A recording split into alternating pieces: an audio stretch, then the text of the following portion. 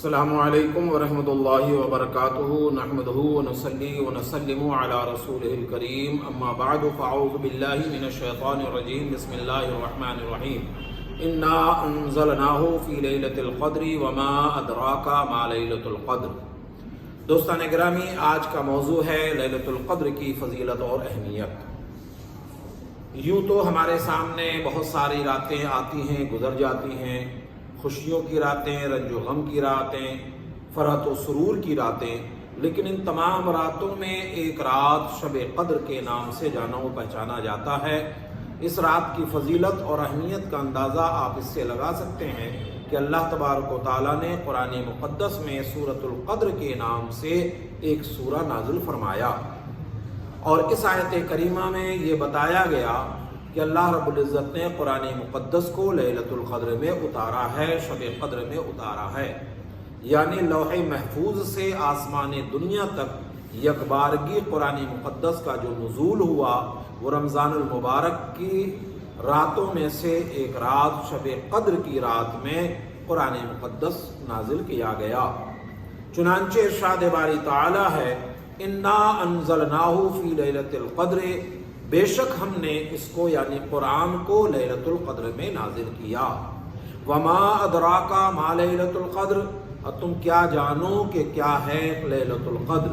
یعنی لیلۃ القدر کی جو اہمیت ہے، جو فضیلت ہے، جو عظمت ہے، جو برکت ہے، اس کو بندہ نہیں سمجھ سکتا، نہ اس کا اندازہ لگا سکتا ہے۔ اسی لیے اللہ تعالیٰ نے آگے ارشاد فرمایا کہ لیلۃ القدر خیر من الف شہر، کہ لیلۃ القدر 1000 مہینوں سے بہتر ہے، 1000 مہینوں سے افضل ہے۔ اس شب میں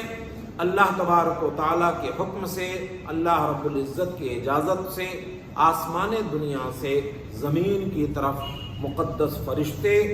اور روح الامین یعنی سیدنا حضرت جبریل امین جو سید الملائکہ ہیں، ملائکہ کے سردار ہیں، وہ آسمان دنیا سے تشریف لاتے ہیں زمین کی طرف۔ چنانچہ پروردگار عالم نے ارشاد فرمایا،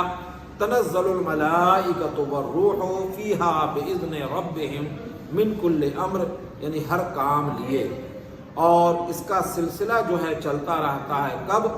سلام ہی حتی مطلع الفجر، صبح چمکنے تک جو ہے فرشتوں کی آمد کا سلسلہ جاری رہتا ہے۔ اللہ کے پیارے رسول صلی اللہ تعالی علیہ وسلم نے اس شب کی جو اہمیت و فضیلت ہمیں بتائی ہے، چنانچہ جامع صحیح بخاری شریف کی حدیث پاک ہے، حضرت ابو ہریرہ رضی اللہ تعالی عنہ روایت فرماتے ہیں کہ رسول پاک صلی اللہ علیہ وسلم نے ارشاد فرمایا، من قام لیلۃ القدر ایمانا واحتسابا غفر له ما تقدم من ذنبہ، کہ جس نے ثواب کی نیت سے ایمان اخلاص کے ساتھ شب قدر میں قیام کیا، شب بیداری کیا،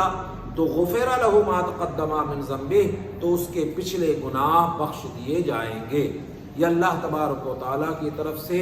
بندوں پر بے پناہ فضل و احسان ہے کہ پروردگار عالم شب قدر میں عبادت و ریاضت کرنے والوں اور دعا مانگنے والوں کی دعاؤں کو قبول فرماتا ہے، عبادتوں کو قبول فرماتا ہے،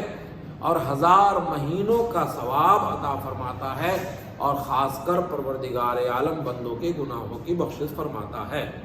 ام المومنین سیدہ عائشہ صدیقہ رضی اللہ تعالی عنہ روایت فرماتی ہیں، آپ فرماتی ہیں کہ میں نے رسول پاک صلی اللہ علیہ وسلم سے عرض کیا کہ یا رسول اللہ، اگر میں شب قدر کو پالوں، اگر مجھے شب قدر مل جائے تو میں کیا پڑھوں، کیا کہوں؟ اللہ کے پیارے رسول صلی اللہ تعالی علیہ وسلم نے ارشاد فرمایا اور یہ دعا تعلیم فرمائی، اللہم انک عفو تحب العفو فاعف عنی یا کریم، اے اللہ تو معاف کرنے والا ہے، معافی کو پسند فرماتا ہے، تو ہمیں معافی عطا فرما، یعنی ہمارے گناہ و خطاؤں کو درگزر فرما، گناہوں کی بخشش فرما، اے کرم کرنے والے۔ لہٰذا شب قدر کی شب میں اور تاخراتوں میں خاص کر کے اس دعا کو زیادہ سے زیادہ پڑھا کریں، دعا پھر سے میں دہراتا ہوں، اللہم انکا عفو تحب العفو فاعف عنی یا کریم، اللہم انکا عفو تحب العفو فاعف عنی یا کریم۔ اب یہاں پر ایک مسئلہ ہوتا ہے کہ یہ شب قدر کب ہے، رمضان المبارک کی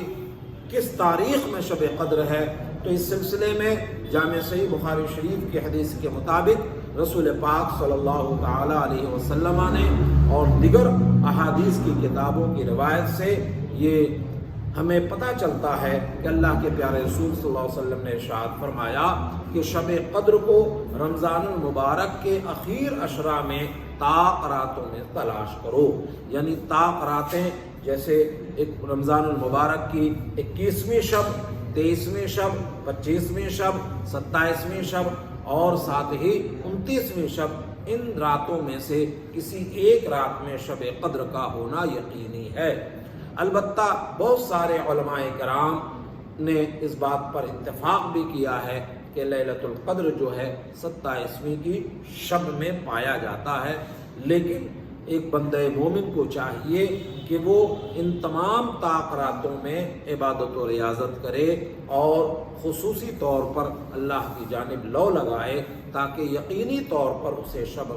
قدر حاصل ہو جائے۔ لہذا چاہیے کہ ان تمام راتوں میں ہمیں اور آپ کو عبادت کرنی چاہیے۔ خصوصیت کے ساتھ مغرب کی نماز پڑھنے کے بعد اپنی راتوں میں سے کچھ حصے کو تو ضرور عبادت و ریاضت میں گزاریں، اور خاص کر کے فجر کی نماز جو ہے مرد حضرات جماعت کے ساتھ مسجدوں میں ادا کریں، خواتین حضرات جو ہے اپنے گھروں میں ادا کریں تاکہ شب قدر کا مکمل ثواب انہیں حاصل ہو جائے۔ شب قدر میں ہمیں اور آپ کو کون سی عبادت، کون سی نمازیں پڑھنی چاہیے؟ تو آپ کو اختیار ہے کہ آپ قرآن کریم کی تلاوت کریں اور لیلۃ القدر کی نماز پڑھیں۔ بزرگان دین سے جو روایت ملتی ہے، لیلۃ القدر کی نماز کم سے کم 2 رکعت ہے، 2 رکعت کر کے پڑھی جائے گی۔ 4 رکعت پڑھیں، 8 رکعت پڑھیں، اور اس کی نیت کچھ اس طرح کرتے ہیں کہ نیت کی میں نے 2 رکعت نماز لیلۃ القدر کی واسطے اللہ تعالیٰ کے، منہ میرا کعبہ شریف کی طرف اللہ اکبر کہہ کے نیت باندھیں گے۔ ثنا پڑھنے کے بعد الحمد شریف پڑھیں اور ایک مرتبہ سورہ قدر یعنی انا انزلناہ فی لیلۃ القدر پورا سورہ پڑھیں اور 3 مرتبہ قل ھو اللہ شریف پڑھیں۔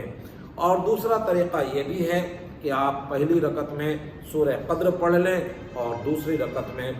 قل ھو اللہ شریف یعنی سورہ اخلاص پڑھ لیں، اور نہیں ہوتا ہے تو جو صورتیں آپ کو یاد ہیں جس طرح اور نمازیں پڑھتے ہیں اس طرح سے آپ اس نماز کو ادا کریں۔ یہاں پر میرا مشورہ خاص یہ ہوگا کہ 2-4 رکعت آپ نماز لیلۃ القدر کی ادا کریں، اور اس کے بعد آپ کوشش یہ کریں کہ کم سے کم زیادہ سے زیادہ جو آپ کی نمازیں قضا ہو چکی ہیں، جنہیں قضاء عمری بھی کہا جاتا ہے، تو آپ اپنے ان قضا نمازوں کو پورا کریں۔ جتنا بھی ہو سکے 2 دن کا، 4 دن کا، 1 ماہ کا، آپ کو صرف فرض نماز کی ادائیگی کرنی ہے، اور عشاء کی نماز اگر پڑھ رہے ہیں تو اس کے ساتھ 3 رکعت جو ہے وتر بھی پڑھنی ہے، یعنی فجر کی صرف 2 رکعت قضاء عمری ادا کریں گے، ظہر کی صرف 4 رکعت، عصر کی صرف 4 رکعت، مغرب کی صرف 3 رکعت، عشاء کی جو ہے صرف جو ہے کیا کہتے ہیں 4 رکعت فرض اور 3 رکعت وتر۔ اور اس کے پڑھنے کا آسان سا طریقہ یہ ہے کہ جیسے فجر کی نماز پڑھ رہے ہیں تو آپ یہ نیت کریں گے، نیت کی میں نے 2 رکعت نماز فجر کی جو میری سب سے پہلی قضا ہے، واسطے اللہ تعالیٰ کے منہ میرا کعبہ شریف کی طرف اللہ اکبر۔ جس نماز کو بھی پڑھیں گے جب پڑھیں گے بس یہی نیت کریں گے کہ نیت کی میں نے نماز عصر کی جو میری سب سے پہلی قضا ہے۔ زبان سے کہنا کوئی ضروری نہیں ہے، آپ دل میں ایک ارادہ باندھ کر کے اللہ اکبر کہہ کے کر لیں۔ تو شب قدر ہو، شب برات ہو، اس طرح کی قیام راتیں ہیں تو اس میں بندوں کو کوشش کرنی چاہیے کہ زیادہ سے زیادہ وہ قضا نمازوں کو پورا کرے۔ اور میں دعا کرتا ہوں کہ اللہ تبارک و تعالی ہم سب کو، عالم اسلام کے مسلمانوں کو شب قدر کے فیوز و برکات سے مالا مال فرمائے، صراط مستقیم پر گامزن فرمائے، ایمان پر خاتمہ نصیب ہو، آمین بجاہ سید المرسلین صلی اللہ علیہ وسلم۔